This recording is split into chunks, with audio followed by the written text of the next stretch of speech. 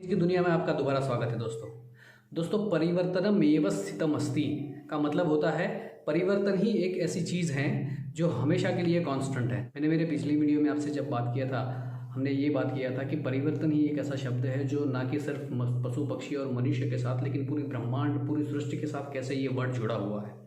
दोस्तों एक परिवर्तन ही एक ऐसा चीज़ है जो हमारे आसपास और हमारी लाइफ में पहले भी होता आया है, अभी भी हो ही रहा है और हमारे चाहने ना चाहने के बावजूद वो होता ही रहने वाला है।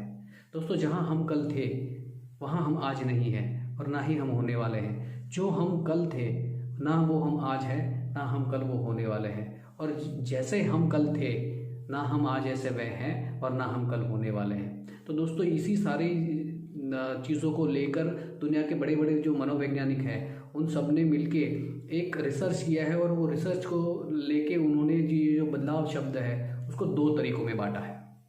उसका पहला तरीका एक ऐसा है कि ऐसा बदलाव जो हमारे नियंत्रण के बाहर है, और एक तरीका ऐसा है कि एक ऐसा बदलाव जो हमारे नियंत्रण में है। अब वो कौन सा चेंज है, वो कौन सा बदलाव है जो हमारे नियंत्रण के बाहर है। तो इसके लिए मैं आपको दोस्तों ये बताना चाहूँगा कि वो ऐसे बदलाव है जो आपके नियंत्रण में नहीं है, आप उसको रोक नहीं सकते हैं। जैसे कि बच्चों का पैदा होना, पेड़ पौधों का उगना, आपके आसपास के एटमॉस्फेयर में चेंज होना, आपके बायोलॉजिकल चेंजेस आपके अंदर होना। जब बच्चा पैदा होता है तो उसके माता पिता, उसके रिलेटिव्स उसका सिलेक्शन करना, उसको मतलब पसंद करना कि ये मेरे पिताजी, ये मेरे माताजी होंगे कि नहीं, ये सारी चीज़ें जो हैं वो हमारे नियंत्रण में नहीं होती हैं। तो एक ये भी तो एक हमारे लाइफ का एक बदलाव है कि ये सारी चीज़ें जो हैं जहाँ पे हमारा चयन का, हमारा नियंत्रण, हमारा कंट्रोल कुछ भी उसके ऊपर नहीं होता है। तो एक तरीके का ऐसा बदलाव होता है हर एक की लाइफ में और सृष्टि में।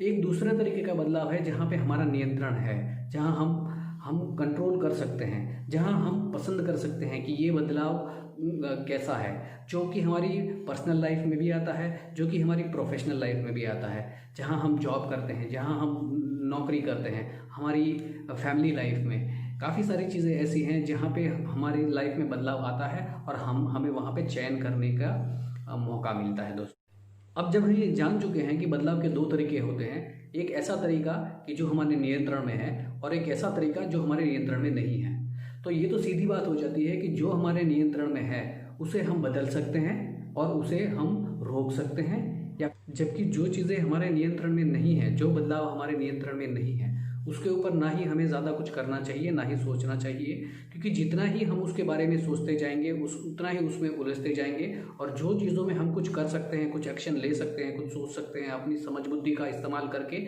उसे सही तरीके से हमारे जीवन में ढाल सकते हैं, वहाँ पे हम अपना एफर्ट्स नहीं लगाएंगे। हम अपने सारा जो भी एनर्जी है वो हम इसी सोच में लगा देंगे कि हम इसमें क्या करें। तो हमें जहाँ हमारा नियंत्रण कुछ भी नहीं है वहाँ पे हमें एक्चुअली कुछ करना नहीं चाहिए। बट सबसे बड़ी मुसीबत वहाँ आती है कि हम ये नहीं तय कर पाते कि कौन सी ऐसी परिस्थिति है कि जहाँ पे जो मेरे नियंत्रण में है और कौन सी ऐसी परिस्थिति है कि जो मेरे नियंत्रण के बाहर है। या फिर तो ये कहिए कि परिस्थिति और हालात ही ऐसे बन जाते हैं कि हम इन दोनों परिस्थितियों के बीच का अंतर ही समझ नहीं पाते हैं। दोस्तों बड़े बड़े मनोवैज्ञानिकों ने अपने बड़े बड़े प्रयोगों में ये भी चीज़ें साबित कर दी हैं कि एक ही साथ में, एक ही जगह पे, एक ही समय पे पैदा हुए दो बच्चे और एक ही एटमॉस्फेयर में, एक ही वातावरण में बड़े हुए दो बच्चे कभी किसी एक ही परिस्थिति में आने के बाद वो दोनों अलग तरीके से रिएक्ट करते हैं, अलग तरीके से उस परिस्थिति में बिहेव करते हैं। उसके पीछे का रीज़न भी कुछ और है। उसके पीछे का रीज़न होती है उनकी बनावट। वो चीज़ें समझने के लिए मैं आपको एक एग्जाम्पल देता हूँ।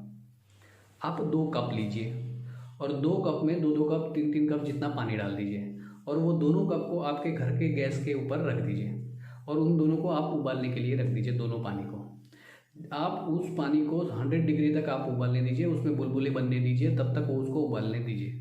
और वो दोनों बाउल के अंदर एक में आप एक काम करिए कि आप पोटैटो डाल दीजिए, जिसको बटाका बोलते हैं हम लोग, और दूसरे में आप अंडे डाल दीजिए, एग्स डाल दीजिए, अंडे डाल दीजिए। थोड़े टाइम के लिए आप उसको उबलने दीजिए, 2-5 मिनट तक उबलने दीजिए 100 डिग्री टेम्परेचर पे।